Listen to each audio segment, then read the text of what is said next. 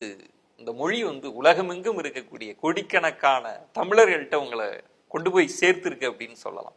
நீங்க கொஞ்சம் அப்படி நிதானமா திரும்பி பார்க்கிறப்ப இந்த மொழியை, தமிழ் மொழியை எப்படி பார்க்கிறீங்க? பிழைப்பதற்காக நம் இளைஞர்கள் எத்துணை மொழிகளை வேண்டுமானாலும் கற்றுக்கொள்ளட்டும். வாழ்வதற்காக தமிழ் மொழியை கற்றே ஆக வேண்டும். ஆத்திச்சூடி கொன்றை வேந்தனில் இல்லாதது உலகத்துல எந்த மொழியிலும் இல்லை சார். சுருங்க சொல்லி விளங்க வைப்பதிலே தமிழனுக்கு நிகர் யாரும் கிடையாதுன்னு உங்களுக்கும் தெரியும், எனக்கும் தெரியும். ஆனால் அதை அவங்க படிக்கணும். திருக்குறளை 10 மார்க் வாங்குறதுக்கு மனப்பாடம் பண்ணி படிக்கிறதோடு இல்லாமல் அவங்க அதை படிக்கணும். இப்போ தமிழ் மொழியை பற்றி கேட்டீங்க, எத்தனை பேருக்கு தெரியும்னு தெரியல. நயாகரா நீர்வீழ்ச்சியில் உள்ள நுழைஞ்சிங்கன்னா நல்வரவுன்னு தமிழ் எழுதி போட்டிருப்போம். ஜப்பானிய பல்கலைக்கழகத்தில் நான் பார்த்ததை பதிவு செய்கிறேன். யாதும் ஊரே யாவரும் கேளிருங்கிற கணியன் பூங்குன்றனார் 2500 ஆண்டுகளுக்கு முன்னாடி சொன்னதை ஜப்பானிய மொழியிலையும் தமிழ் மொழியிலையும் எழுதி போட்டிருக்கான்.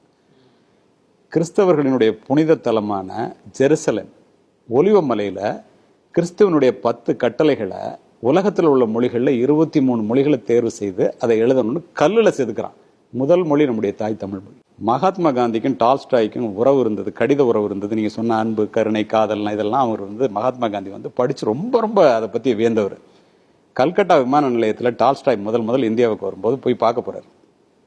அவர் தெளிவு அழைச்சோன்னே, நீங்கள் எழுதுகிற கதைகள் என்னை ரொம்ப பாதிக்குது, அஹிம்சையை உங்கள்கிட்ட தான் கற்றுக்கிட்டேன், இதெல்லாம் எங்கேருந்து எடுக்கிறீங்கன்னு கேட்குறாரு. இந்தியாவில் தென் தமிழ்நாட்டில் திருக்குறள் எழுதின திருவள்ளூரினுடைய திருக்குறள் இருந்தானே எடுக்கிறேன் அப்படின்னு வியந்து போன அவர், என்ன இப்படி சொல்கிறீங்க அப்படின்னா, என்ன செய்தாரை ஒருத்தல் அவர் நானும் நன்னையும் செய்து விடல் தான் மகாத்மா காந்திக்கு டால்ஸ்டாய் எழுதினதன் மூலமாக அஹிம்சையே கற்றுக் கொடுத்துச்சுக்கிறாங்க. இதெல்லாம் விட ஒன்று சொல்லி முடிக்கிறேன். மார்ட்டின் சைபர் ஸ்மித்னு சொல்லி ஒரு மிகப்பெரிய மனிதர். அவர் இந்த தமிழ் மொழியில் ஆய்வு பண்ணுறவர். உலக மொழிகள் எல்லாத்தையும் ஆய்வு பண்ணிட்டு தமிழ் மொழிக்கு வர்றாரு. உலக மொழிகளில் 400 மொழிகளை தேர்ந்தெடுத்து a guide to 20th century world லிட்ரேச்சர்னு ஒரு புத்தகம் எழுதியிருக்காரு. 400 மொழிகளை தேர்ந்தெடுத்து ஒவ்வொரு மொழிக்கும் ஒவ்வொரு பேரா 4 லைன் எழுதுறாரு. தாய் தமிழ் மொழிக்கு மட்டும் 3 பக்கத்தை எழுதியிருக்காரு.